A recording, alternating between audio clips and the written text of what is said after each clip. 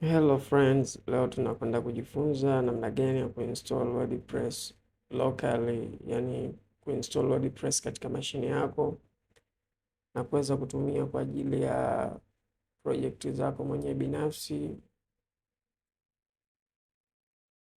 au hata kwa ajili ya kujifunza kutengeneza websites kwa ajili ya wateja wako ama wewe mwenyewe binafsi katika kufanya mazoezi bila kununua web hosting kwa mwanzo. Karibuni sana. Ikiwa ni mara yako ya kwanza kupita katika channel hii ya Kisanduku, tunakuomba ubonyeze button ya subscribe pamoja na alama ya kengele kwa ajili ya kupata notification ya video mpya zote zitakazokuwa zikipandishwa katika channel hii. Shukrani sana. Twende tukajifunze kwa pamoja.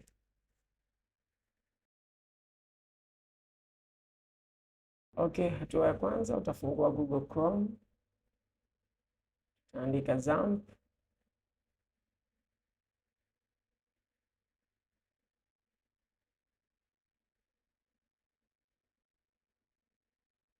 Kisha baada hapo tutaingia katika website ya kwanza iliyoandikwa apache-friends.org. Tuta download. Kwa sehemu iliyoandikwa download, to download your latest version ya hiyo Xampp. Tuta download hapo mara moja. Kisha tuta open. Tutafanya installation ya hiyo Xampp. Hii ni warning kutoka kwa Xampp kuhusiana na kuifanyia installation katika location ya local disk C. Kuna baadhi ya permissions zinaweza zikamiss na kusababisha baadhi ya functionalities zisiende vizuri. Hivyo kiushauri ni bora kuifanyia installation katika location nyingine ambayo kama local disk D au F au yoyote iliyokuwepo. Kwa nami nitafanya kuinstall katika local disk F katika PC yangu.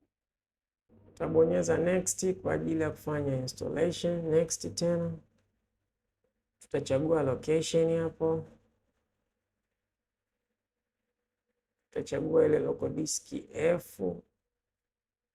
Ndani ya local disk F tutaenda kutengeneza faili linaitwa Xampp kama ambalo lilikuwa limejitengeneza automatic kwa ajili ya kwenda kwenye local disk C. Kwa hiyo tutatengeneza faili, new faili katika local disk F ambayo ni tutaiita Xampp. Ili installation yote ile ya Xampp ingie katika folder inaitwa Xampp.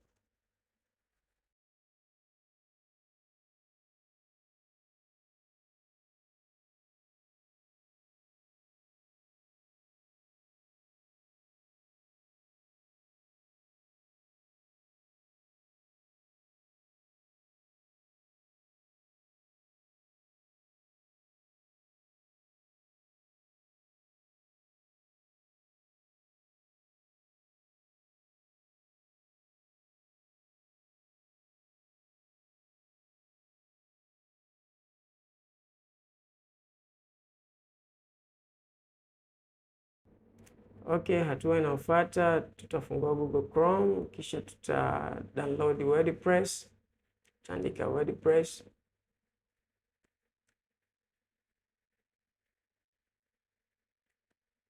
Tutaingia katika hiyo site ya kwanza iliyoandikwa wordpress.org.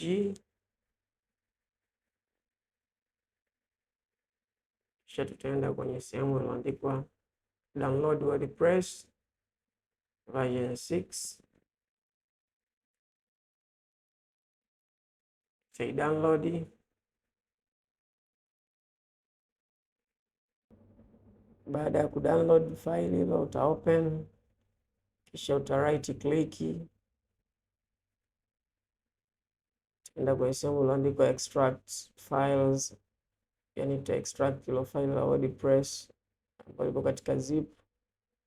Tutachagua location wapi tunaenda kuli extract, tutatafuta local disk F, kisha tutaenda kwenye sehemu iliyoandikwa ile folder letu lilotengeneza linaitwa Xampp.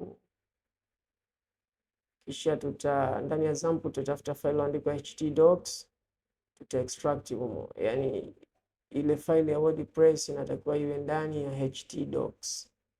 Kisha tutapiga okay. Kisha tutaingia katika local disk F, tutaingia katika folder iliyoandikwa Xampp, tutaenda katika folder iliyoandikwa htdocs. Pia tutaenda kuliangalia ile file letu la Wordpress ambalo limekuwa extracted humo ndani ya hilo file la htdocs ambalo ni hilo hapo tunaliona. Tutafungua browser yetu, tutaandika localhost/wordpress, yani Wordpress jina ile file ambayo ilikuwa ipo ndani ya htdocs. Tutairun. Kwa bahati mbaya haitofunguka. Kwa sababu gani? Kwa sababu hatujaiwasha Xampp yetu, yani hatujawasha server. Kwa hiyo tutaifungua Xampp. Fungua Xampp yetu, kisha tutaenda kwenye kipengele kilichoandikwa Apache, tuta start, ambayo hiyo ndio server yetu. Pia tutaenda katika kipengele kilichoandikwa MySQL, tuta start, ambayo hiyo ndio database yetu.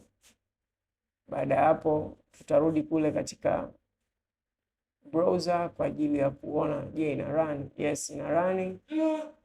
Imeshaji refresh automatically, ime run. Kwa maana yake system yetu iko vizuri hapo kwa ajili ya kuendelea kufanya configurations zingine. Baada ya kuchagua lugha, tutakwenda kufanya configuration na kutengeneza database katika kipengele kinachofuata. Kabla hatujapiga let's go hapo chini, kwa tutatengeneza database kwanza. Katika address bar hapo utaandika localhost/php myadmin.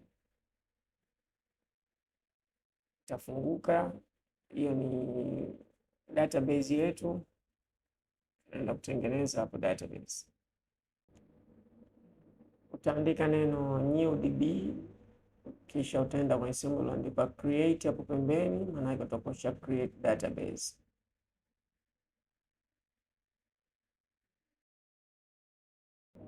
Kisha utarudi pale tulipoishia, utabonyeza neno let's go, kisha utajaza hiyo database name, utaandika new db ile ambayo tulikuwa tumeitengeneza katika database. Kwenye username hapo utaweka root, hiyo ni default username ya database. Kwenye password utaacha kama ilivyo, na hizo sehemu zingine utaacha kama ilivyo. Tutaendelea hapo. Kisha utarun installation. Baada hapo utajaza taarifa za website, utaandika site title, utaandika username,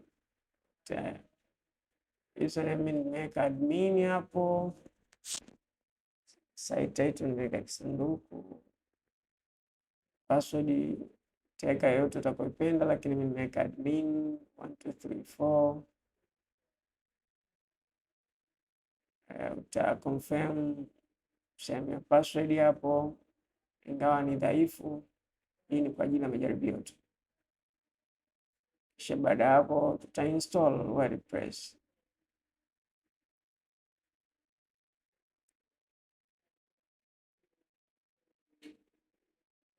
Hapo tumefanikiwa kuinstall Wordpress system locally. Sasa hapo tunaingia, tunafanya ku login. Utaandika ile username ambayo ni admin na password utaweka ambayo ni admin 1234 ambayo tulioitengeneza. Kisha tutabonyeza button ya login.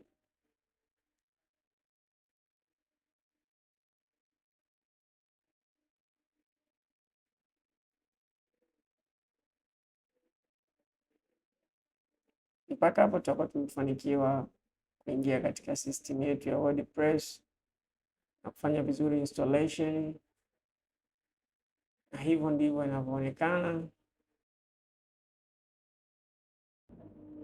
Wacha tuone muonekano wa site yetu unaonekana vipi.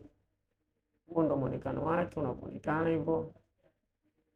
Hapo bado hatujaifanyia setting ya aina yote kufanya editing layout. Okay, nafikiri leo umejifunza namna gani ya kuinstall WordPress local katika mashine yako. Hivyo basi hakikisha umesha subscribe katika hii channel, lakini kama bado basi hakikisha una subscribe, hakikisha pia una share hii video na kwa wengine ili wengi wapate kujifunza zaidi na zaidi. Shukrani sana, tutakutana katika video ijayo.